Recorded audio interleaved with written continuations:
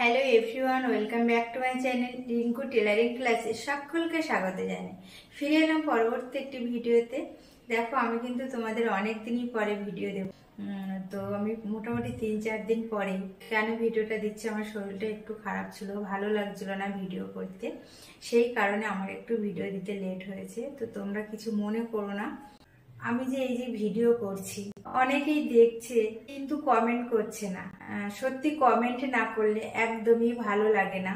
অনেকে ফোন করে বলছে ভিডিও ভালো লাগে, খুব ভালো লাগে, কিন্তু আমি বলবো যে কমেন্ট করলেও কিন্তু খুবই ভালো লাগে। আর কেউ যদি কমেন্ট করে বা ফোন করে কথা বলে, তাহলে কিন্তু এই যে আমি ভিডিও করছি, আমার ভিডিও করতে আরো আমি উৎসাহিত হব।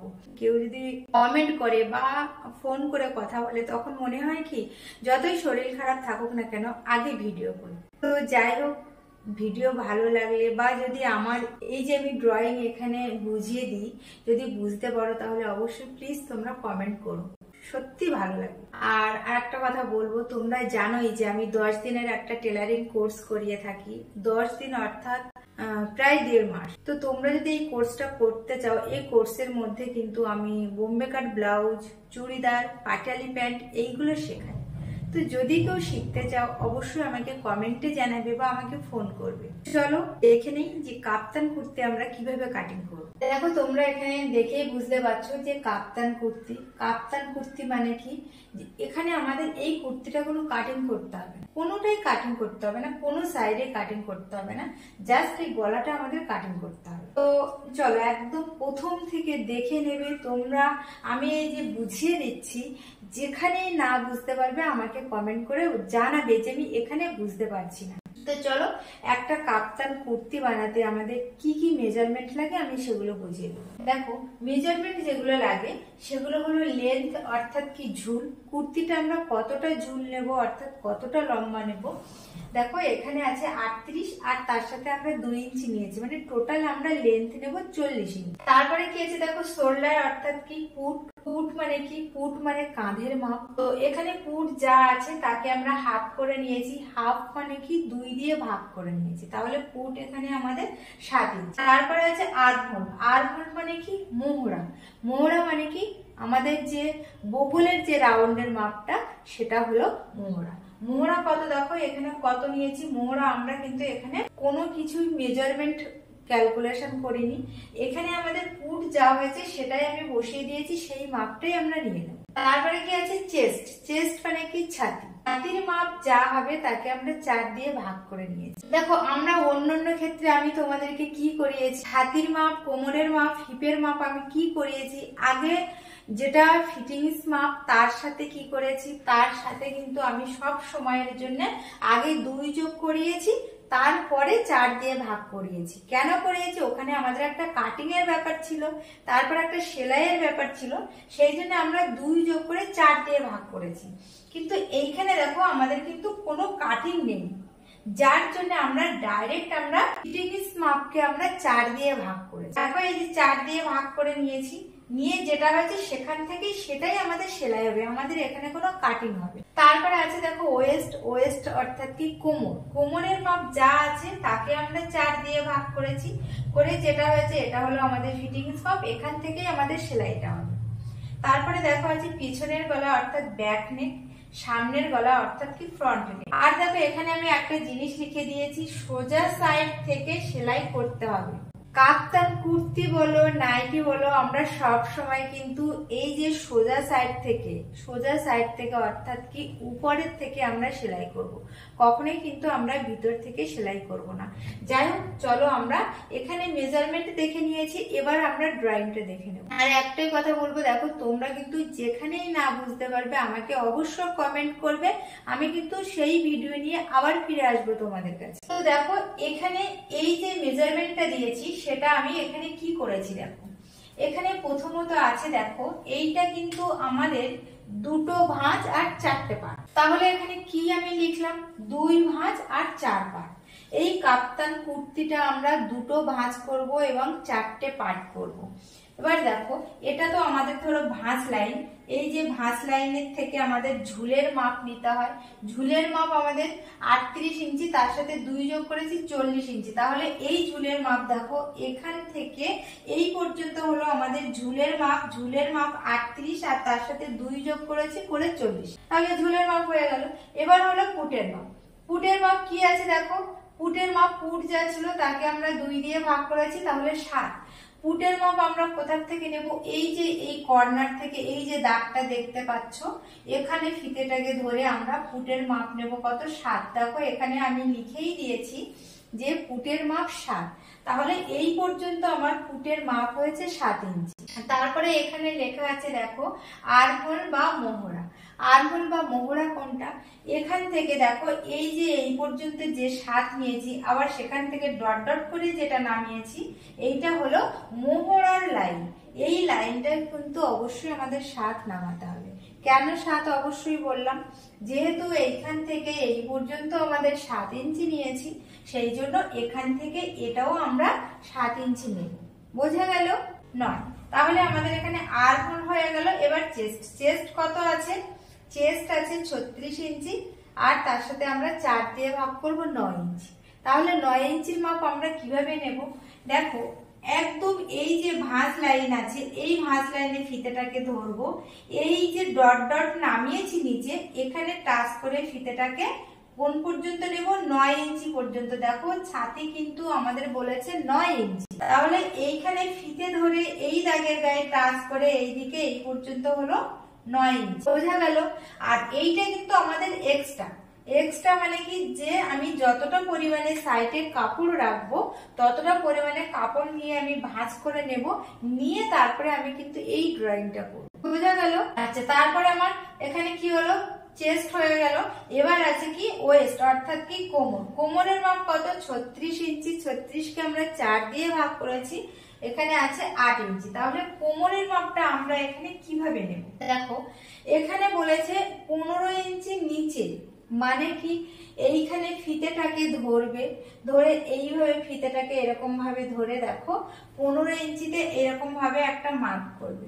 যেমন ভাবে আমরা চুড়িদারের ক্ষেত্রে শেস্তের মাপ নিই তেমন ভাবে কি করবে, এইরকম জায়গায় বা যেখানে হোক এই লাইনে ফিতেটাকে ধরে 15 ইঞ্চিতে এরকম ভাবে মার্ক করবে। তাহলে সেটা আমাদের কি হলো, কোমরের মাপ। কোমর আমরা এখান থেকে নামালাম, এখানে কোমর। তাহলে এবার কোমরের যে মেজারমেন্টটা সেটা আমাদের কত, 8। তাহলে 8টা আমরা কোথায় নেব, এইখান থেকে নিচে যে 15তে মার্ক করেছি সেই 15-এর উপরে এইখানে ফিতেটাকে ধরবো। এইখানে ফিতেটাকে ধরে যে আমাদের কোমরের মাপ 8 আছে সেখানে আমরা মার্ক করব।